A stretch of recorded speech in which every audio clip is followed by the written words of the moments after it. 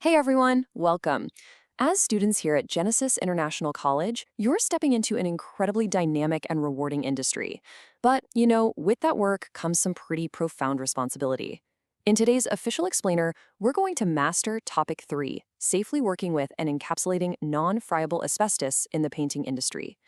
I'm here as your guide to walk you through exactly what you need to know to protect yourself, your colleagues, and of course, your clients. So let's get right into it. So here's our roadmap for today. We'll be looking at 1. The asbestos threat. 2.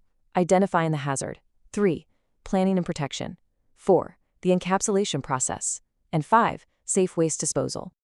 Okay, let's dive into section 1, the asbestos threat, understanding the hidden hazard. Before we get into the nitty-gritty of encapsulation, we really need to grasp the sheer scale of the legacy issue we're facing out there. We are dealing with a material that can literally be a matter of life and death if it's mishandled. Asbestos was first introduced into the building industry way back in the late 1800s, and its popularity absolutely skyrocketed between the 1920s and the 1980s. I mean, because of its incredible fire resistance and durability, it was used in almost everything. It wasn't until the 1990s that it actually began to be phased out, which eventually led to a total ban on the manufacture, sale, use, and transport of asbestos on December 31st, 2003. But here is why this matters to you right now. Literally, any building built before that total ban in 2003 could still be hiding this hazard. And when I say hazard, I really want to emphasize the human cost here. This isn't just about ticking boxes for regulatory compliance. It's about real people. Your training materials highlight the incredibly tragic story of Adam Sager. Adam actually died from mesothelioma, which is a brutal asbestos-related disease, when he was only 25 years old. And how did he get it? He was unknowingly exposed to asbestos dust at just 18 months of age when his family home was being painted and renovated. His family shares this story so that tradies exactly like you understand what is truly at stake. Exposure is dangerous, and it is entirely unforgiving. Moving on to section 2. Identifying the hazard, finding what you cannot see. So we know the danger is very real, but how do we actually protect against it? Well, it all starts with identification. We have to learn how to detect invisible, microscopic fibers. And this brilliantly illustrates what we're up against. We're looking for a naturally occurring mineral fiber, which is categorized into 2 main families, serpentine and amphiboles. Under the serpentine umbrella, we have chrysotile. That's white asbestos. Then, on the amphibole side, we find amosite, or brown asbestos, crocidolite, the blue asbestos, alongside tremolite, actinolite, and anthophyllite.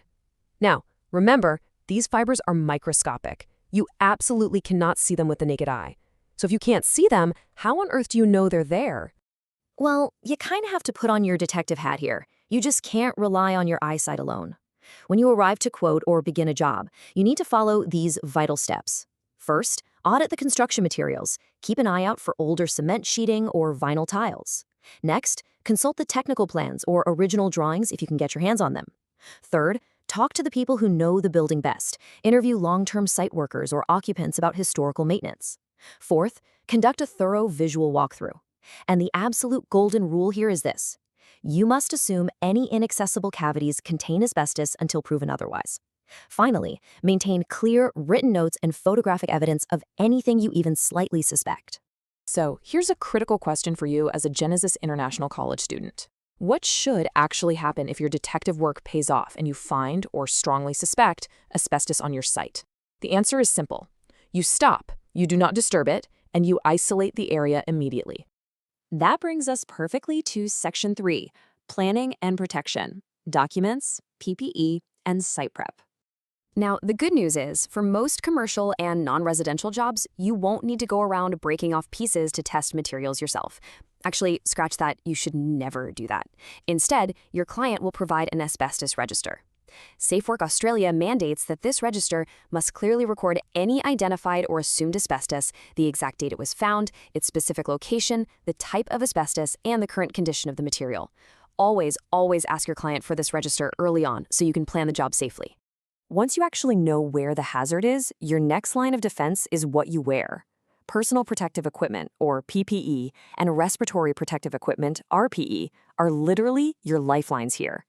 Section 7.7 of the Model Code of Practice strictly dictates what types you must wear. But look, just having the equipment isn't enough. It has to be fitted correctly. An ill-fitting mask is honestly barely better than having no mask at all when you're dealing with microscopic airborne fibers. Alongside protecting yourself, you have to protect the environment. Because airborne fibers drift, preparing the work area is an absolute non-negotiable step. Before any encapsulation work even begins, you must remove all human and pet food from the vicinity. Take out all utensils, plates, and food-serving items. You need to completely cover and seal any sources of drinking water, like water coolers or tanks. The entire working area must be completely isolated to ensure absolutely no fibers escape into the wider environment. All right, Section 4, the encapsulation process, sealing the threat safely. Okay, so you've identified the hazard, you've checked the register, suited up correctly, and isolated the area. Now it's time to execute the encapsulation process. Now, what's really interesting about this is why we encapsulate instead of just getting rid of it altogether. Complete removal by a licensed operator is always the preferred and safest option because it permanently eliminates the risk. But removal is highly expensive. So when a client simply cannot afford those removal costs, encapsulation becomes the next best viable strategy. Yes, it leaves the hazard on site, but it effectively mitigates the immediate danger. So, mechanically speaking, what are we physically doing? Encapsulation is the process of using a specialized product, an encapsulant, to securely seal the asbestos-containing materials. The whole goal here is to bind those dangerous microscopic fibers firmly together, locking them in place so they physically cannot become airborne and be inhaled. To achieve this safely, your choice of tools is absolutely critical. You probably already know that high-pressure washing or sanding are strictly forbidden because they violently release fibers. But you know what? Even standard painting tools pose a risk. An airless sprayer is generally going to be your best choice. Why? Because if you use a trowel, you risk scratching or digging into the surface. And if you're heavy-handed with a roller, the suction can actually lift the substrate. An airless sprayer applies the encapsulant smoothly without any aggressive physical contact, keeping those dangerous fibers completely undisturbed while the seal forms. And finally, Section 5, safe waste disposal, following jurisdictional requirements.